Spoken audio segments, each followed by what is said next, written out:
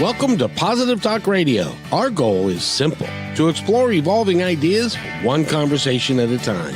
So, stay with us, as right now we present. And welcome to the show, everybody. It is a Thursday afternoon. It is the week before Christmas, and all through the house, everybody was... I don't know what everybody was doing, but I'm telling you, Christmas is here all together too soon. And then it'll be gone, and then it'll be back.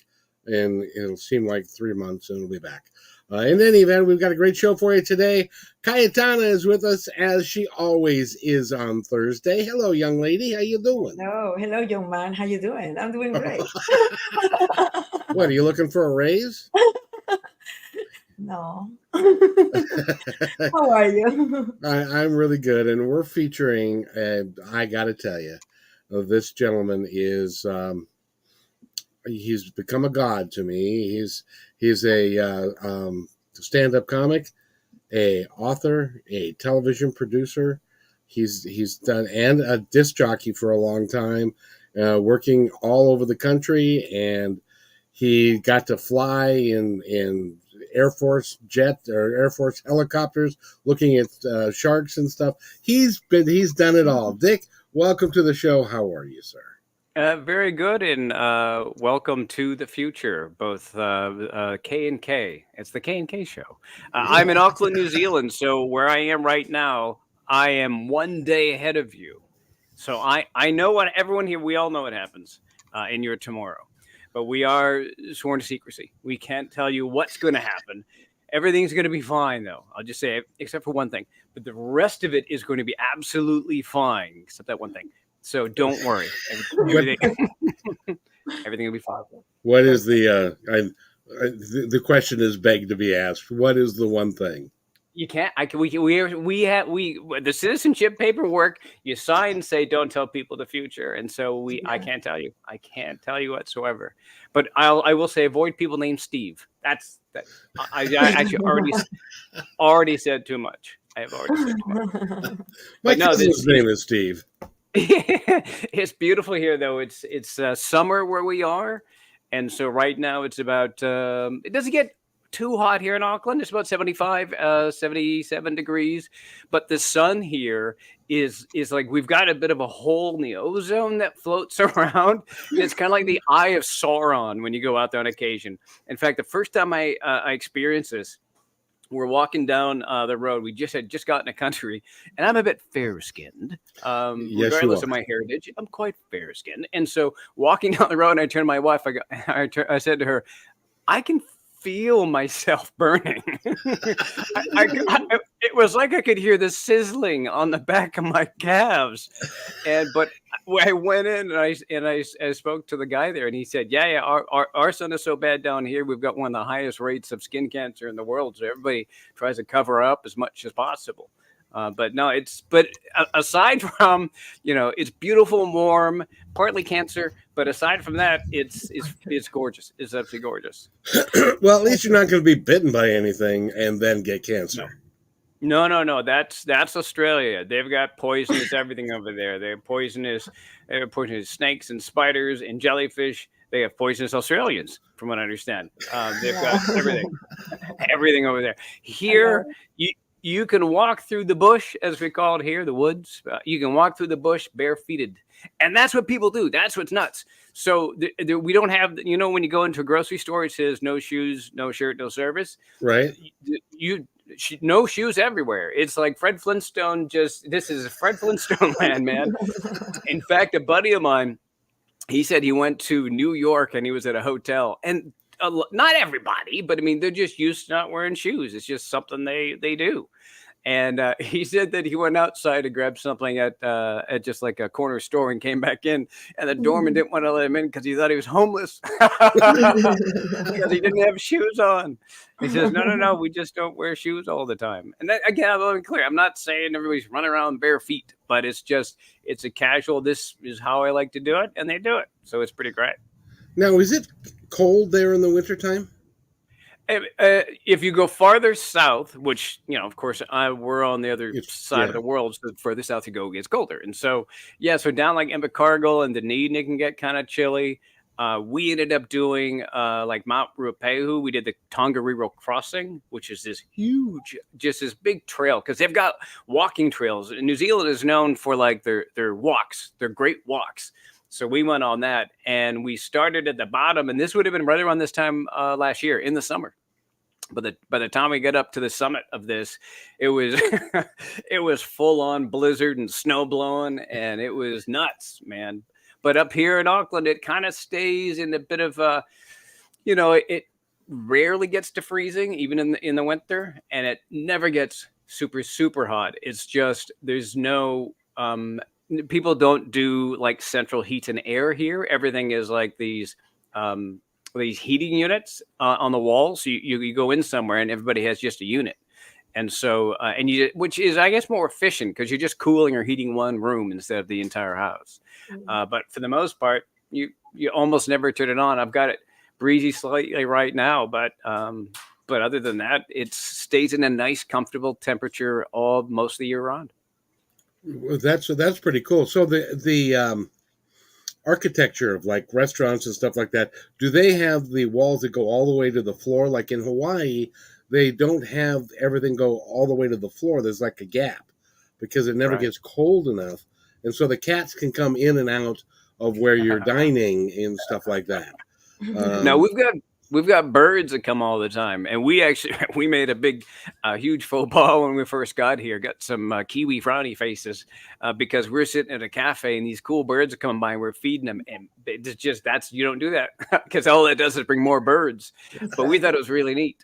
But yeah, anywhere you go in, they love their birds here, man. They love their birds. In fact, there's one politician here who runs on a platform to kill cats because they love birds so much. His platform is kill the cats. I mean, I might be simplifying it just a little bit, but basically that's it.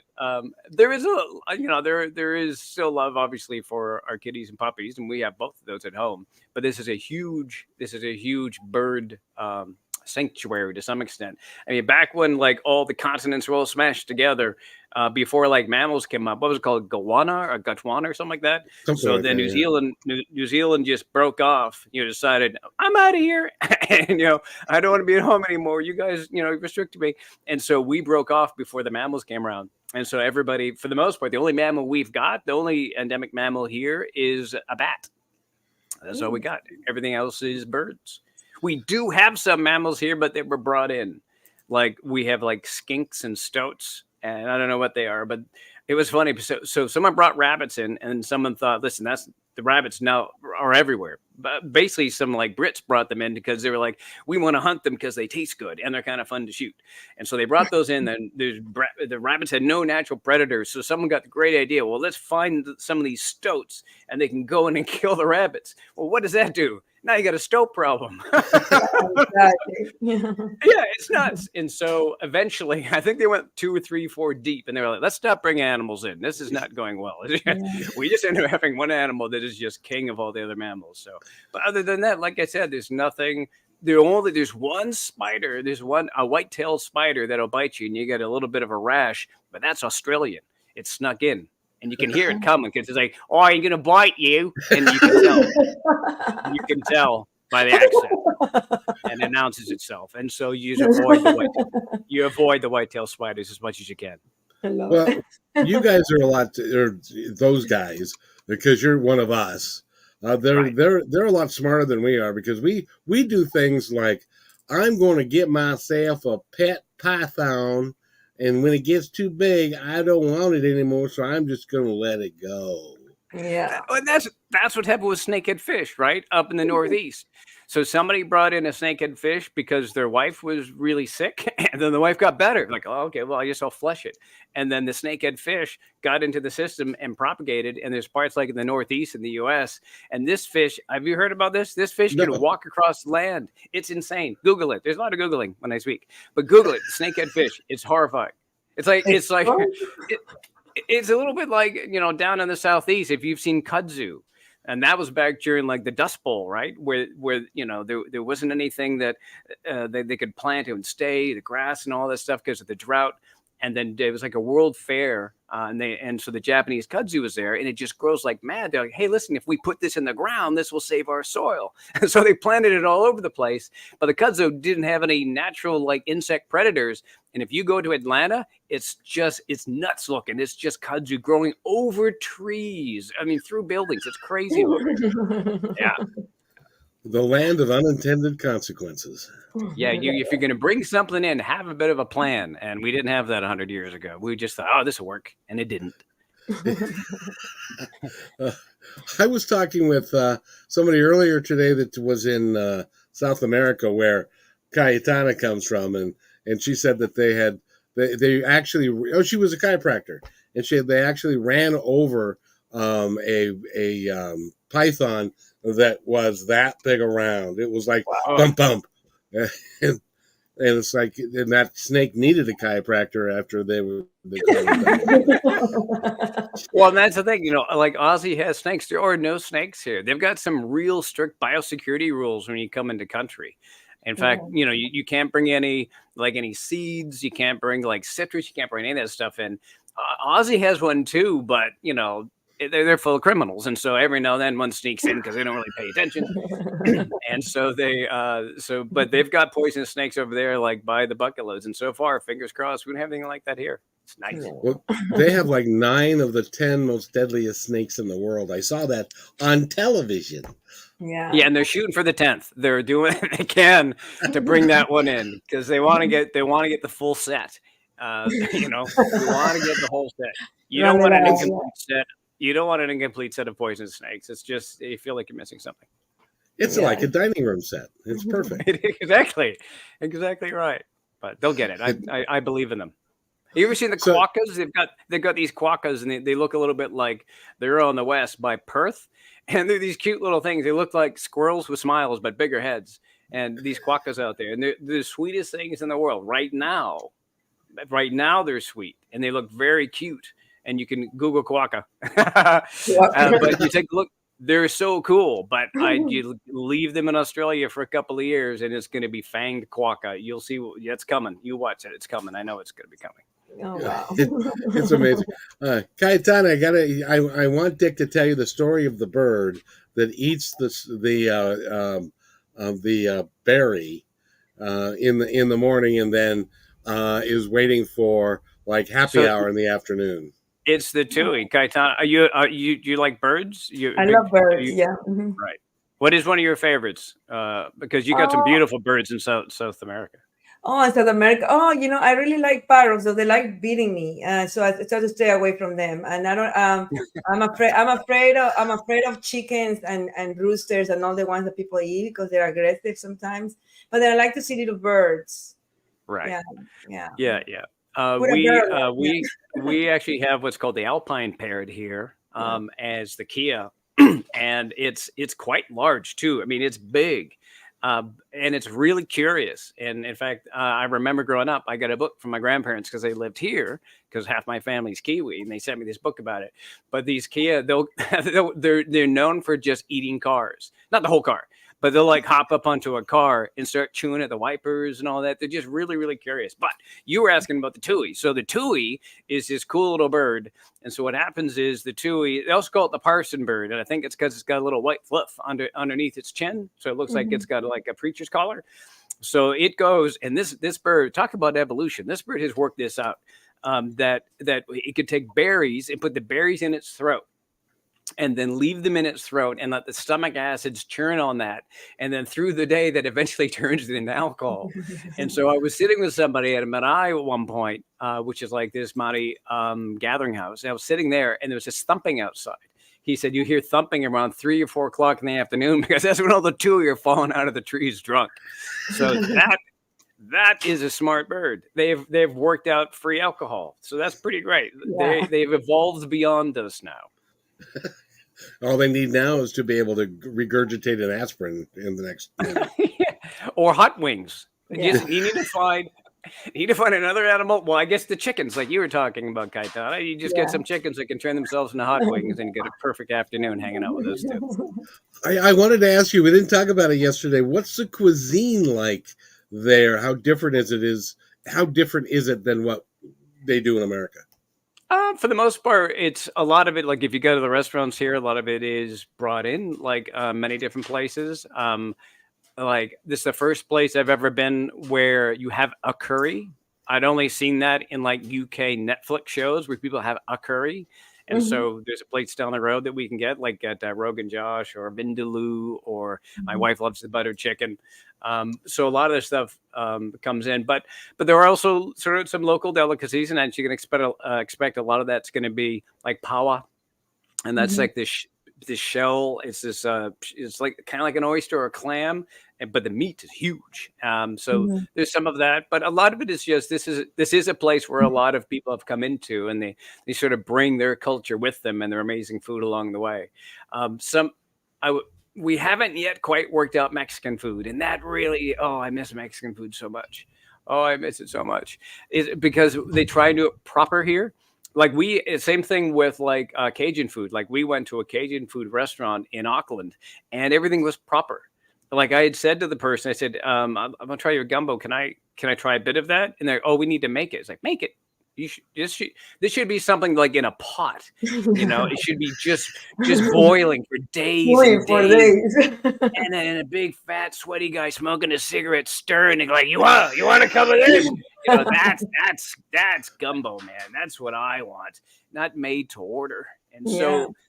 so the same with the Mexican food. It's very proper, and they put all this extra stuff in there. I want my Mexican food to be just like encroaching, everything just moving into each other, right? You've Yeah. got your flautas, your tacos, and you've got your beans, whatever. Everything just starts to mesh together. And that's what I like, real messy, wonderful Yeah. Mexican food. And we haven't quite got there yet. I was Yeah. told it was the same way with pizza, like even like 15, 20 years ago, because this is a very young country. And so when they Mhm. first got pizza, the pizza was almost like it was toppings on bread. Like Yeah. half of the slice was bread. And so they've Yeah. worked that out. So I'm hoping we work out the Mexican food, because I'm dying for some really good Mexican food. It does taste different in other countries, even in the Netherlands or England. Mexican food doesn't taste like the Mexican food here in the States or even in Mexico. Yeah, and I think part of it might be because they're trying to appeal to the palate of the local Mhm. folks. But Yes. there's a difference here, I think, between palate and just getting it wrong. It's shaded towards the latter, because Mexican food hasn't really taken off here. And if I ever sort of had the energy to even just open up like a taco stand or something like that, man, Ooh, I could yeah. change the culture here, I think. My Lord, yeah. It'd be great. Did you know because in New Zealand they do have cattle, right? And they have the cattle ranches and stuff. And you have got the world's best um, whey that comes from it's New Zealand whey that is grass fed cattle, Right. and it's world renowned, and people love it all over the place because um, you guys don't have a lot of um, antibiotics and a lot of things with your animals. You treat them more pristinely than we do. Yeah, there's a big they don't like all the chemicals here. For many years there's a big push against GMO. I think it was the Mhm. early Yeah. stages, genetically modified, before all the sort of the research came out and said is for the most part this stuff is totally fine. So they're loosening up a lot of that. But yeah, Mhm. even even the people are less medicated. Like when you when you go to the doctor, they don't, it's not like what we're used to in the US, where he's like just like almost like they're a dealer in Vegas, and they're just Mhm. flipping inscriptions at you left and right. Here they're really cautious about that. They realize that this is a bit of a problem or an issue, and so he's like, here's one pill for you. This will take care of the pain. If you need another, make an appointment and come back. Sometimes But no. no, as you mentioned, yeah, the beef here is very good. The challenge is in the creation of the beef. The cows do create, because there are a lot of cows and sheep here, it do create a bit of an environmental issue, and so it's finding a way to balance that out a little bit, because Mhm.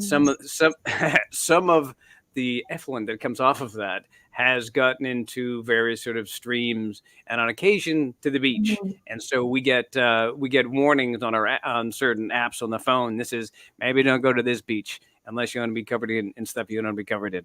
Exactly. That's Yeah. unfortunate. because of the E. coli. Yeah, and just floaters. Yeah, exactly. Yeah, exactly. You don't want to be surrounded, you know. You don't want that coming up, coming up to Swimming in beautiful stuff. that. Yeah, that's not so good. That's not so good. Don't open your mouth when you come out of the water. Exactly right. She's got it. Floaters in the water. Oh boy. And it's not like they're like hanging around in the water though, right? This must be from rainfall and that kind of thing. No, it just goes down the streams, because there are a lot of sort of streams and tributaries, and that just kind of ends up pouring out into the water. And there are things like, because the infrastructure in this country in various places is something the country's trying to deal with right now, is like the water pipes and things like that. Some of that stuff, these were put in 80, 100 years ago, and they got to be fixed. The sewer systems. I heard somewhere saying, I think it was down in Wellington, that it's an amazing number. Like, 40% of the water ends up escaping out through the pipes because they need to be fixed. But you're talking about a multi-billion-dollar public works project, and who's going to run on that ticket? Who's going to say, I'm going to spend billions of dollars to do this, because nobody wants to spend the money? So we'll see. We'll see what happens. I mean, it's, like I said, it's a pristine place, and I can drink water right out of the tap, but it's like anywhere, there's some little bits and pieces we gotta work on it, but it's going to take a little bit of will to pull that off. Well, and it's something that I was just thinking about and just came up in my own pea little mind, is that there was a mass shooting several years ago, or I'm not sure how many years ago now. Yeah, I believe it was in New Zealand. And Christchurch.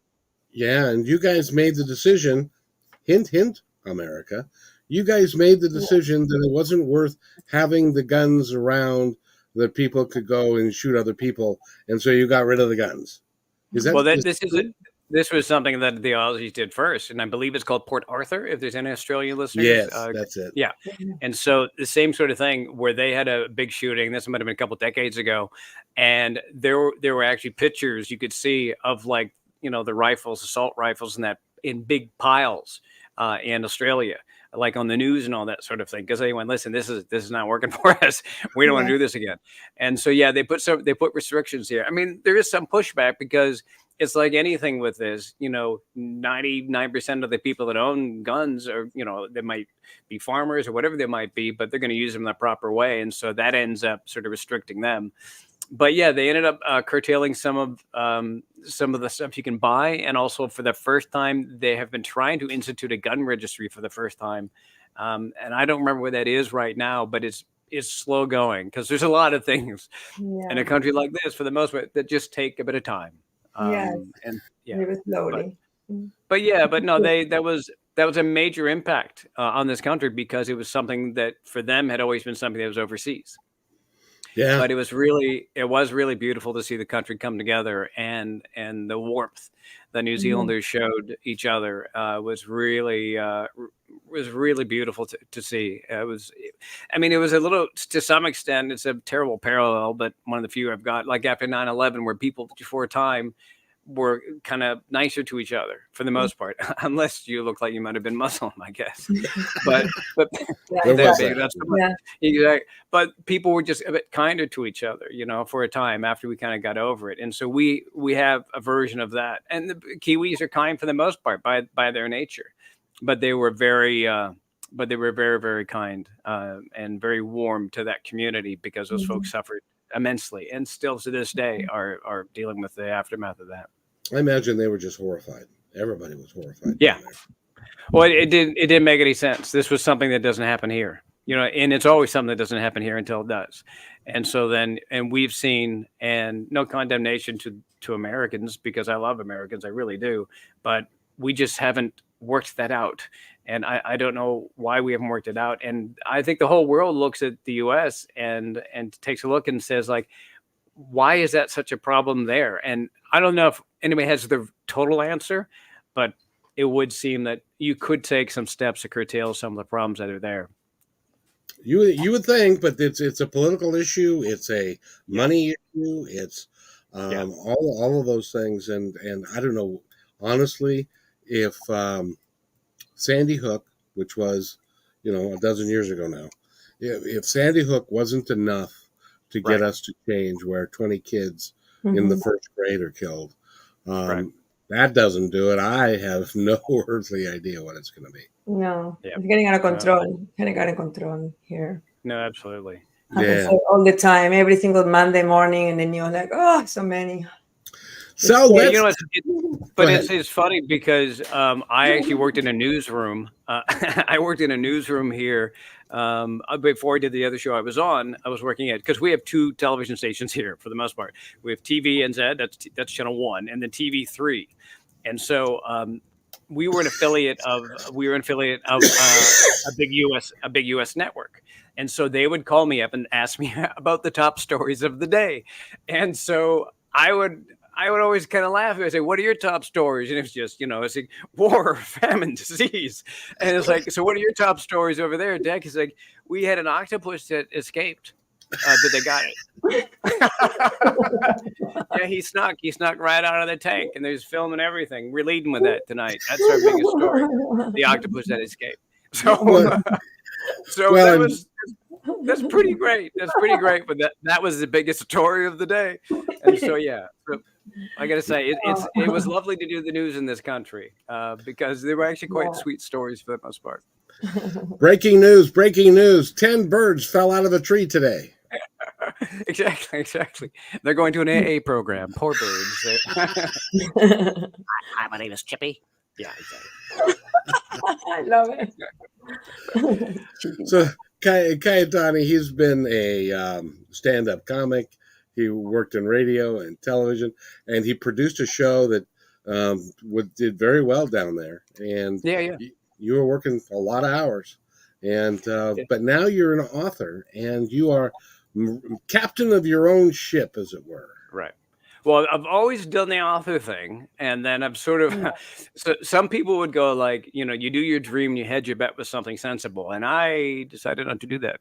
So instead, I did the writing thing, and then I got into stand-up comedy, and then got into a totally unstable sort of. A totally unstable profession filled with unstable people. I included myself at the time, and then into radio, same sort of thing. As you guys know, it can be pretty nuts. And then into television, but the writing thing was always there along the way. And then when our show wrapped up here about 3 weeks ago, I was like, I'm just going to go full time into the writing, and that's what I've been doing. And it's been great. I've really been enjoying it. You still put the same pressures on yourself. You would think that when you don't have to, when you're not beholden, as you would know, Kevin, because you're doing this yourself. But when you're not beholden to the boss and your own boss, that the pressure would come down. It hasn't. I'm my own boss, and that guy's a jerk. He just won't give me any time off. I just keep working. I keep working. No lunch breaks, nothing. I know. I worked on Thanksgiving. No, but I've really been loving it. Sitting down and creating these worlds and interacting with readers has been fantastic. It's really a joy. Well, and you must be one of those guys. Did you have like ADD or ADHD growing up? Because you seem to be always doing something. You're always going. You're always doing. Part of it is, and I may have told you this before, I have narcolepsy. And so that's right. Where I'm sleepy all the time. And if I'm not always doing something and always moving, like I know a lot of people are listening and not watching necessarily, but I have a deck of cards here that I keep in front of me. And if I'm speaking with somebody, if I find myself drifting off, because I do drift off, I'll do something physical like that. I'll shuffle the cards a bit. I go do that. I'll do that for hours and hours if I'm thinking about something. But I've got to keep moving. I got to keep doing something, because if I don't, I get into that slow drive. But there are times where I want slow drive. I want to just sit and be quiet, because that's where, for me, the creativity comes from. That's where my mind begins to wander. And I really think some of the stories have come up with, and some of the characters that have come up with, because they're pretty gonzo. A lot that has come from this sort of dreamlike state that I fall into with the narcolepsy. Whereas at one point, as I've said to you before, I believe, Kevin. At one point, it was like, what a burden. I've got this narcolepsy. But now I see it as a superpower. I really do. I see it as a creative superpower. And it's something that I embrace. It can be frustrating to be as tired as I am, and I just work on that frustration. And but I know that it pays me in dividends. I know that it helps with the creativity. So I see it as a positive force in my life now. Oh, that's you get what is it? You get lemons, you make lemonade. So you do what right. you got. Right. Or in Australia, Lynchburg lemonade, because you don't throw a bit of whiskey in there. Everybody's got a little bit of whiskey in there. That's right. That's the whole thing. Kaitani, you do a great job of asking great questions, and I know you prepared a couple for him. So, Dick, be careful. Here we go. Yeah. Right. So I want to know. So in your Instagram account, you said that you write about stuff that makes you think and laugh. What kind of content provoke both through thought and laughter for you? And also life weirdness. You said life weirdness. See, I think the other side of that is like, now I write, and it took me many years to do this. And as you guys are creators too, I spent many years trying to create stuff that I thought would sell. I spent an enormous amount of time just putting all my effort in, like, oh, this will sell, that'll sell. And it was only when I started to write the stuff that made me laugh. It was only stuff that I really liked, almost as if I'm writing this book for myself. That's when the success came. And I was a bit thick, and maybe other people realized that before me. But I think when it comes to creative arts, you've got to be doing the thing you like. And so when it comes to things that make me think and laugh, that comes from the characters. These characters, like, it's funny how many people have commented about my character Kane, who, he was a wolf. He got bitten by this infected soldier, and the next day turned into a human. And so, as gonzo as that sounds, but what that does is that is in a vehicle for Kane, now a human, to observe human beings through sort of this lens of an animal. So his past was an animal, and so he sees things that humans are doing that seem a bit strange. And then when you step back, you kind of go like, he's got a point. That's a bit nuts. And so that's what I mean by, I guess, what things that make me think of it, because there's a bit of his philosophy in it. Or even just his observations, which also lends itself to a fair bit of humor. So those are the things. I really think that line from Instagram really was about me finally understanding a few years ago that I've got to write the book as something that I want to enjoy, that's something that I like, hanging out with my character friends in my head, the voices in my head that I put down on paper. And it's a blast. There's nothing like really, really being in that creative flow. It's an amazing feeling. And you guys know what that's like too, I'm sure. But when you're really flowing, and it's almost like you're touching the face of God. It just is this amazing, just this an overwhelming experience that I just love. And you crave more and more of. Yeah. Now, what is your connection? Sorry. What is your connection with wolves? How do you decide to get to create books about wolves? So that came. By the way. I love wolves too. They're so cool. And so that actually came from, I had to get a book out of my system. And it was not supernatural. The rest of it was already supernatural. When I say supernatural, it's not like, oh, they're fantasy and wizards, and there's not stuff like that. My supernatural books are funny, and they just, a supernatural thing gives me an opportunity to kind of be funny or sweet or create some drama. But I had written a book called Live Shot, and it was set in basically a newsroom. This woman who's this reporter. It's also quite funny, but it has nothing at all to do with supernatural. But in doing so, I ended up interviewing a lot of people who were in news.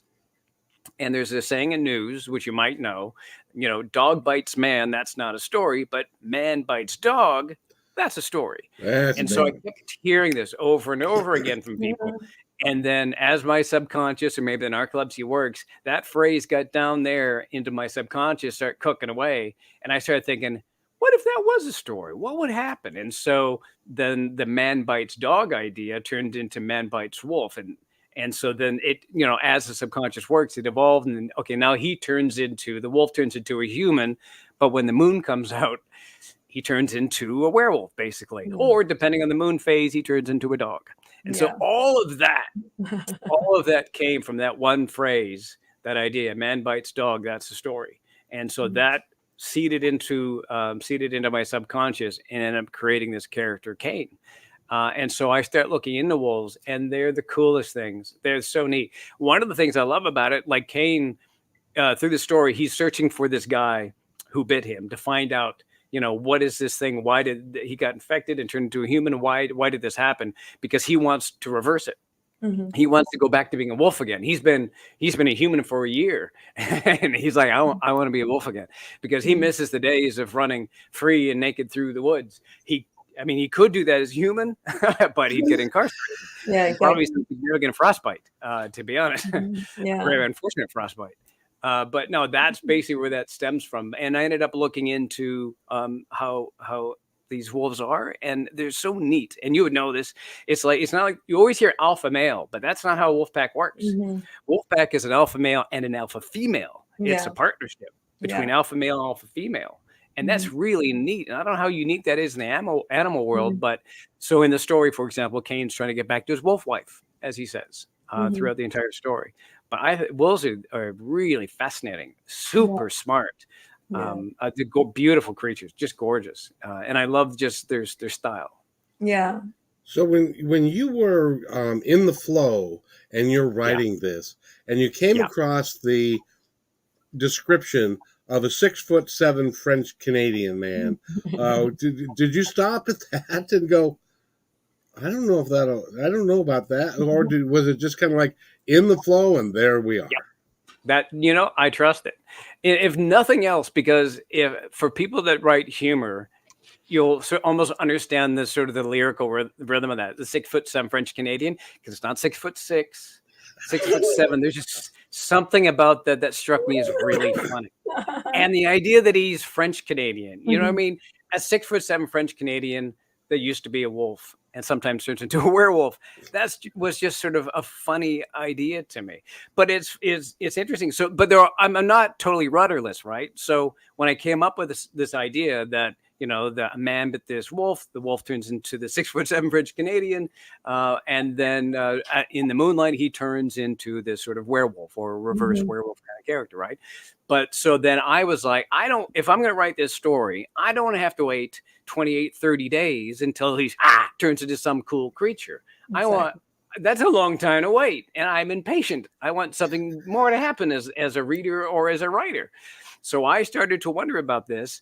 And I don't know if I've ever seen this. I've asked people. I said, like, so you with the werewolves, the full moon comes out, the guy turns into a werewolf. Well, what if it was a half moon? What if it was a quarter moon or a sliver? Why is it just the full moon? It's still moonlight.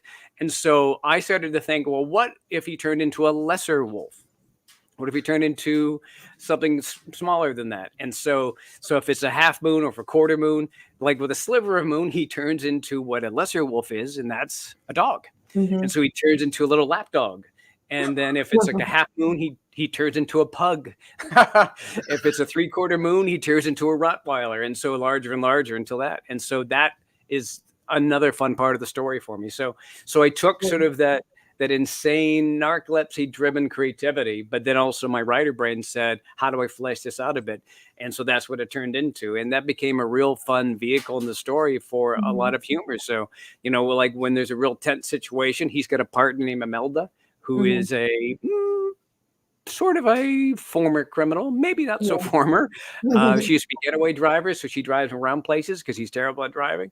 But so when they get into these scrapes and stuff like that, and then they go outside, if it's nighttime and he goes into the moonlight, suddenly, if he turns into a pug dog, she's now there racing along against the bad guys with a pug at her side. And so, it's been fun. I've had such a blast doing this series.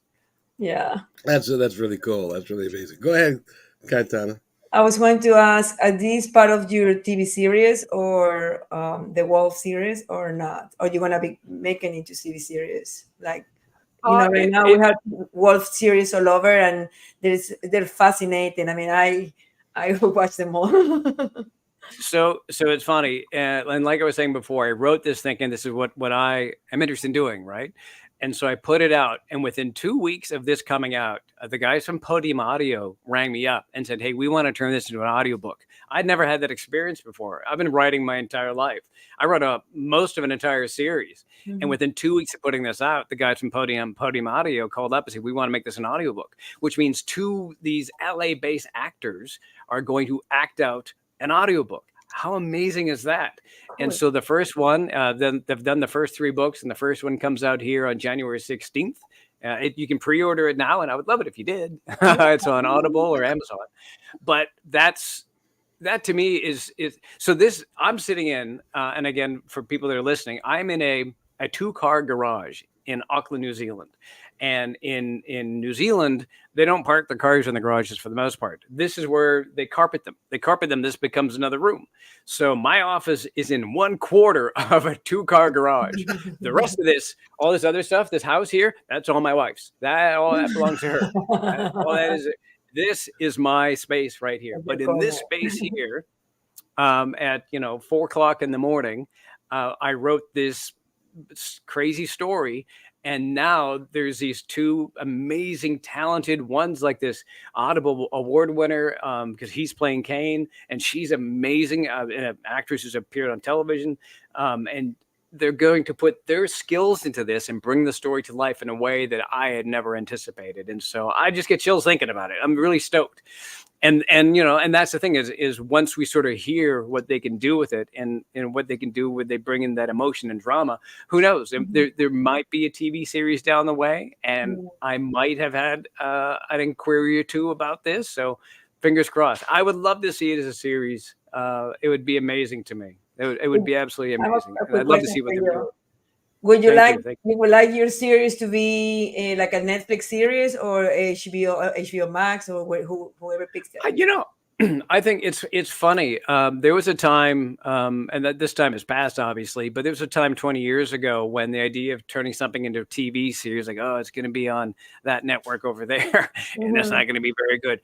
But man, there's some good TV. I mean, Apple of all places doing some amazing TV. Yeah. We were just watching one from FX the other night. Is really good.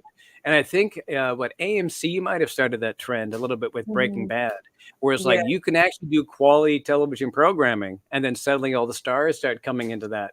And there's some amazing stuff, like you mentioned, HBO. There's some amazing stuff they're creating in television. So yeah, I'm up for anything. Anybody who's going to treat it well, someone who's a fan of the story. That's what you need. Yeah, you need someone who's a fan of the story. Of the characters, and I trust somebody who loves the characters as much as I do is going to be able to create something pretty great. Yeah. Would you want to produce it? No, man. There's a guy I sort of know. His name is Max Brooks. He is Mel Brooks' son, the comedian Mel Brooks. Yeah, Max Brooks has written a series of novels, and one of them was called World War Z, which was turned into a movie with Brad Pitt. And the movie is quite different than the book. And I'd asked him about that. And I said, does that bother? He goes, no. He says, here's what you do is if you sell your book to like a TV studio or a film company or something like that, you take the check and you walk away. That part's done now. Because if you worry too much what they're going to do, and this was his advice, it might be different for everybody else.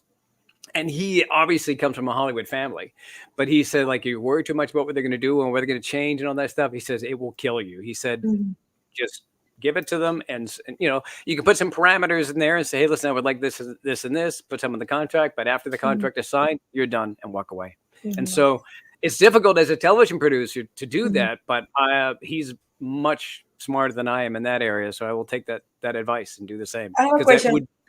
Will they own the book themselves? I mean, like the series, you can still sell the books as they are, right? Sure. Even though they pick it up to produce it as a series. Yeah. So what happens is even with like the audiobooks, right? So I've sold the rights to my audiobooks, but I own the rights to all my novels. And so at some point, if a television's production company comes in, they want to create a TV series out of it, I still control the novels. It would be different if I decide to go traditional publishing when it comes to books, because now you're selling the book rights at that point. I mean, I still own all that stuff. So yeah, I'd still have complete authority to do what I want to do. When you take a look at like Game of Thrones and other various properties, where you take a look at the storylines begin to diverge, where, you know, in part because George never finished those last couple at this point. And so they had to come up with it, but they'll make choices that might be different than what happens in the book, and that's totally fine. It's their version of the property. And so, I will hold on to all my stuff because I am quite covetous in that sense. I want to hold on to my own books. Well, I'm sure that you've heard often, you know, I love the book, but, you know, the movie just wasn't nearly as good because they've got time restraints and all that kind of stuff. Yeah, and that's I mean, you have to go into have you ever read a book and you saw the movie and it was better? I can't think of a single time, because but the thing is, it's such a totally different experience. And so you've just got to go in, like, here's some characters that are going to be quite similar. There was one that kind of came close. There's a guy named Gregory MacDonald who wrote a book called Fletch many years ago, and he's written some follow-ups. And then when that got turned into a movie with Chevy Chase at the time, and then actually most recently with John Hamm with Confess Fletch, the film, because it was Chevy Chase, was quite funny, obviously, where the character Fletch in the book was snarky but not quite funny. And I noticed that as the books progressed with Gregory MacDonald in those books, that he actually made the character funnier. So he actually was taking influence from the movies and inserting it into the books. So that, I thought it was pretty fascinating. That's one of the few times I've seen I'm going to say that the film was better than the books, but it was more fun, you could say. And even the author himself seemed to embrace that. My guess, embrace that and sort of include it. Exactly. You know, Kaitana, you may not know who Mel Brooks is. Oh, I know who Mel Brooks is. Yes. Very nice. And so, for those of you who don't, he did Blazing Saddles and Young Frankenstein and a bunch of. I saw Blazing Saddles in the theater in the first run. Cool. Wow, what a beautiful experience. It was, especially the baked bean scene. I'd never seen it like that in my entire life. Right. I love it. It's fun to watch creators like that, and I love hearing those old school guys talk, because when you think about that, and I guess I feel that maybe there's some parallel, because when Mel Brooks was saying, I want to do this movie, he had to have people at the studio going like, what? Same thing with Young Frankenstein. It's like, what are you talking about, Mel? What's wrong? Do you need help? Blink twice if you need help, Mel. What's going on? And so, and with my stories a bit too, you take a look, it's like, let me understand what you're saying, Dick. So this is a former wolf who turns into a 6'7" French Canadian who sometimes turns into dogs. What is wrong with you? So I think there's similar conversations. So that's probably the only parallel that I can say with Mel Brooks, but other than maybe one day it'll turn into a film. Who knows? Yes. But the story, the way that you describe it and the way that you build it, it makes perfect sense. Why wouldn't, when there's a full moon and it turns into a werewolf, why wouldn't it turn into a chihuahua if it's a little sliver of a moon? See, this is what I was saying, because I was thinking, why has this not come up before? Why is this not? Maybe it might be that werewolves aren't real. That might be the issue. But I think just in a creative sense, you think like, why has that happened before? And so I might have, and I'm sure there's people that are going to contradict me somewhere, but I might have stumbled upon something that has not been written, that at least that entity, that part of it has not been written before, which is kind of neat in a way. Especially because I really... You're the pioneer. Yeah, exactly. You're changing the game, You must also bite and, bring diseases and destroy other humans. No, he's a good guy.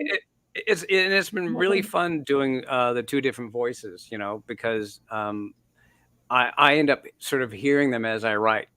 I had this amazing scene, and I'll tell this just quick story because you're talking about the creativity, right? And how much control you have. So I had this scene in the other series, but I had these two characters, and they were breaking into basically what was like this Facebook, right? This big Facebook headquarters. So these two characters are breaking in, and so they're being chased by the bad guys, and the only way they can get in is to go underneath the building through these tunnels. Now, the floors of the tunnels are electrified. And so what they do is they hop on top of these two Roombas, these motorized vacuums, and they ride these two motorized vacuums over top of this electrified floor to sneak inside. And so I'm writing that scene, and that's all I'm planning. I just probably get him inside, and one of the characters decides that they want to beat the other one inside. In other words, one character decides this is going to be a race.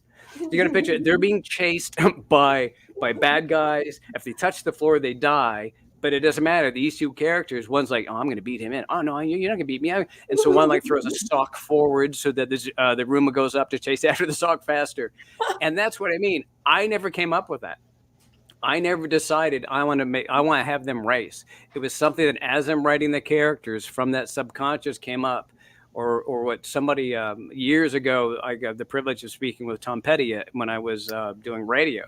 And Tom Petty had this amazing line when people ask about inspiration and creativity. And he said, it just comes down in gifts.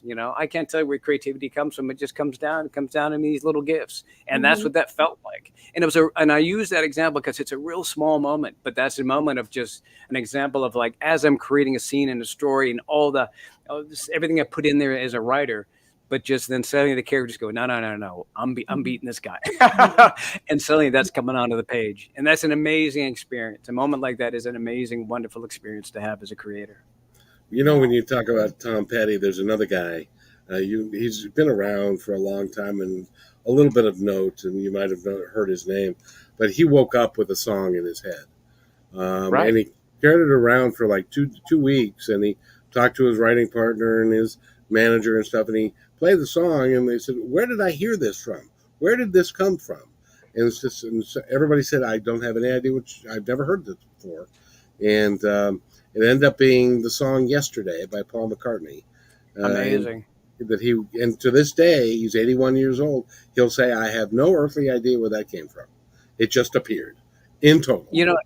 And it's funny because I think it took me a while to accept that sort of thing, to accept that sort of outside influence, or I don't necessarily outside influence, but just those moments, being open to, like you mentioned a moment ago, the idea of like, this made sense, 6% French Canadian. It's like, you sort of open yourself up and go, yeah, okay, let's go with that. Let's run with that. And that is a real freeing. There's got to be times where you do start to, you herd your cats a bit, but being open and letting your mind sort of wander and go into those creative spaces.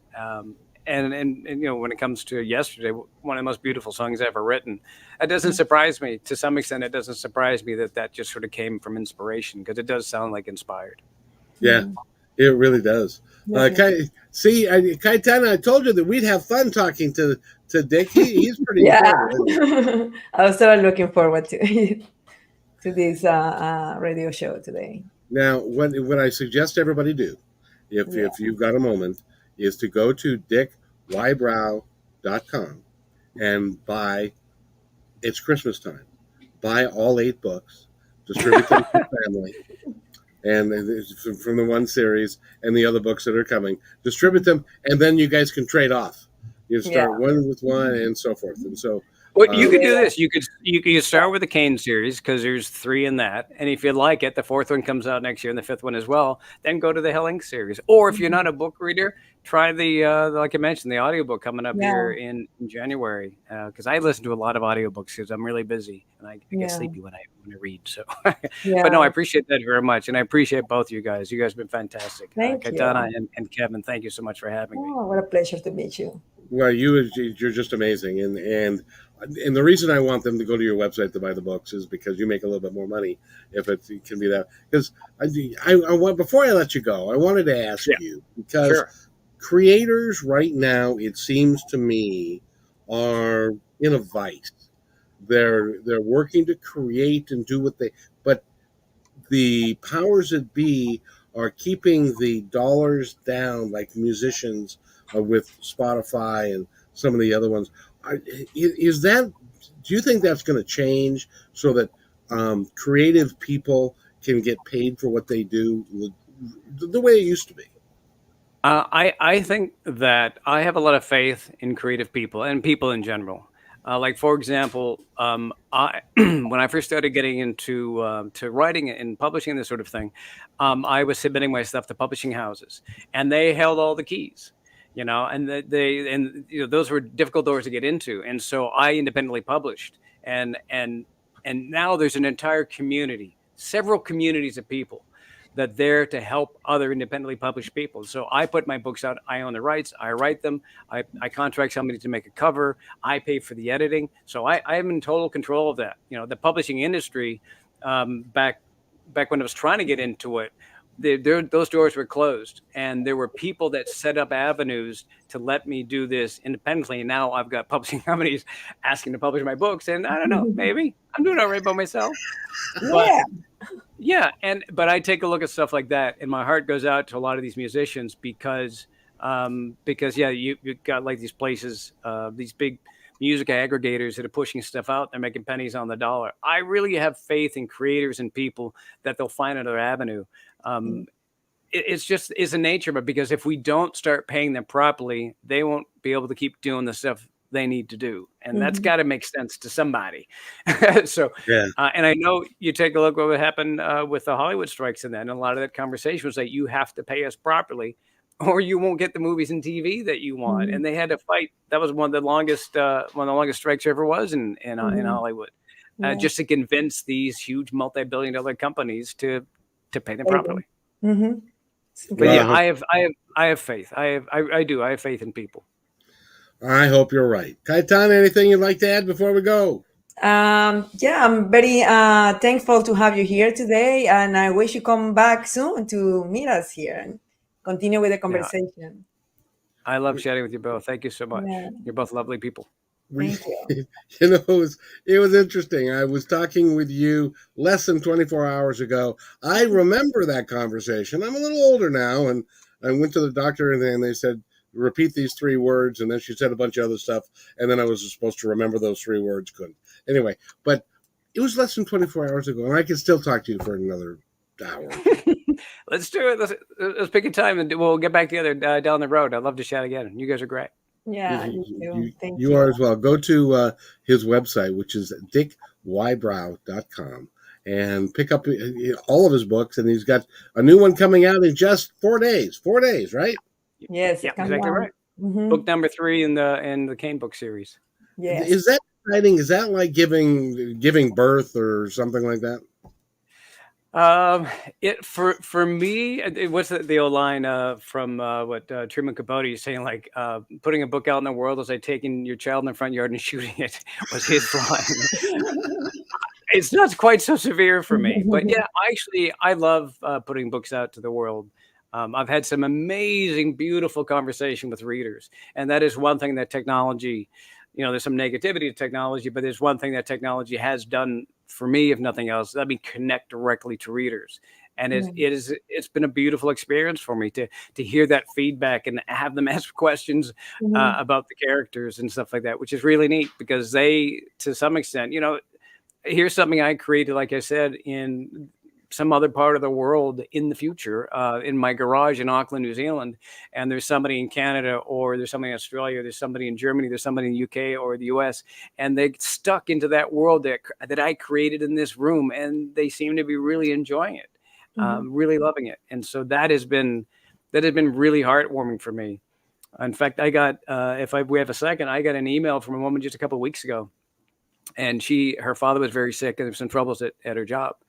And she said to me, you know what, for all the difficulty and challenges that was going on and the darkness around me, I knew when I came home at night, I could spend a couple hours with your 2 characters and hang out in their world. And I knew at some point it would be okay. And I get a couple laughs out of it. But it was just, and she was thanking me for all things, just that there was this little sort of island that she could go to at night and hang out with these characters. And I mean, is there any more beautiful thing that you can get from somebody who's into your stuff? That was the loveliest thing in the world for somebody to say to me. So she got something out of it, and I feel I got far more out of that from that conversation. So I'm very lucky. I'm very, very lucky. It's kind of fun that you've created a legacy that's going to live a long, long time, and that's somebody's going to pick up book number 1 in a bookstore or a used bookstore or off of Grandpa's shelf or whatever. They're going to read it, and then they're going to have to go find the other books, and it will become a big thing. It's just going to continue, and that should make you very proud.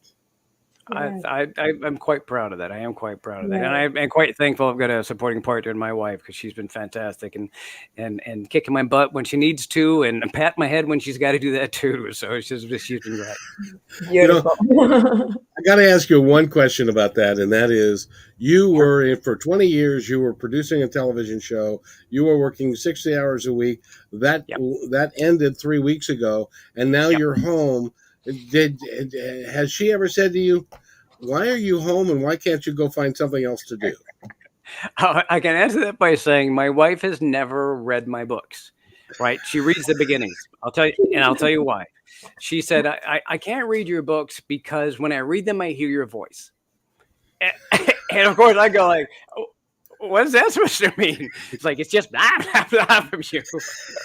But no. But she says that when she actually reads my books, she can't get into the characters because she can hear my voice saying those particular words, is how she puts it. So she's excited about the audiobook, but she's been supportive. Candidate for that. Yeah. But she's been supportive the entire time, and she's behind me 100%, and I love it in her own way. Like I said, she's not a constant cheerleader, and I would find that false at some point. So she gives me that dose of reality when I need it, which I love. Congratulations! That is just awesome. So, yeah. Cayetana, thank you so much for thank you guys. Yeah, both of you. You come up with some great questions, and I really appreciate that. Thank you. Yeah. And Dick, I'm looking forward to seeing you again very soon. And congratulations, and when the mini series comes on, will you come on back? I will. I'll be back. When that email comes in, that ink comes dry, I'll be back on the show to tell you all about it. Yeah, that would be awesome. And then when the red carpet comes, then you'll have to come back again. Yes. Well, maybe we put Kevin in as a character. Maybe we make you we make you a character. That would be beautiful. That would be frightening. I can't imagine what you do. I would not be in the book. Yes. I would not be a 6'7" French Canadian buff guy. I'd be like the slug at the anyway. There's a guy that builds motorcycles. I could see you potentially being a guy there's a guy that builds motorcycles. You might be that guy. Who knows? Dick, thank you so much for being here. Cayetana, thank you. Thank you. Have an amazing evening. Thank you. And and it's the middle of the day tomorrow for you. Yeah, so it is Friday. Have a wonderful Christmas weekend. Yeah, happy holidays to everyone. And take care and hold on, and I'll be right back. Hey, thanks for enjoying this episode all the way to the end. Please give us a like and subscribe to this channel. This has been a production of PositiveTalkRadio.net. Please visit our website, oddly named PositiveTalkRadio.net, for more details about us and our mission, which is to provide great positive programming designed to inspire us all. I'm Kevin McDonald, and I'm proud of these shows, and I truly hope that you'll like them and share them with friends and family. So on behalf of our entire team, remember, be kind to one another, because